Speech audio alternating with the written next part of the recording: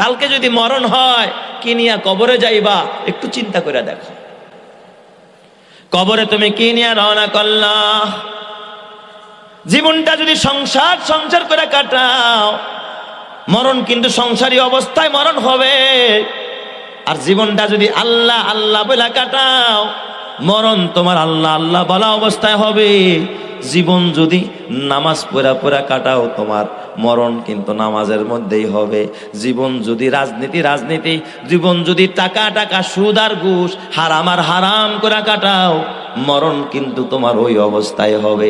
কথা ঠিক না ব্যাটিক জোরে কন। কারণ মৃত্যু দিবেন যিনি তিনি কে? আরো জোরে কন, মৃত্যুর মালিক কে?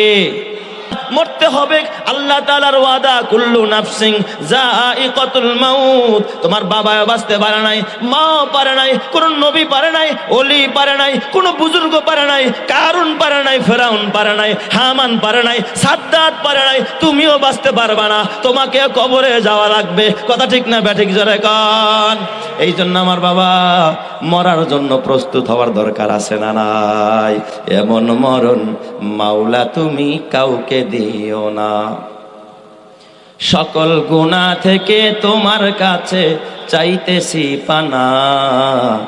এমন মরণ মাওলা তুমি কাউকে দিও না।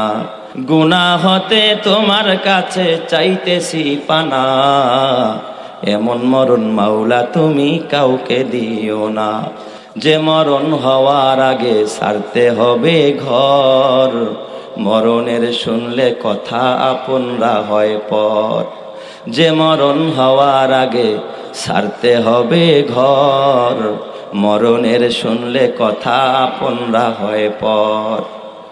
এই পাপীদের কঠিন ইমতিহানেও ফেলো না মালিক, এই পাপীদের কঠিন ইমতিহানেও ফেলো না।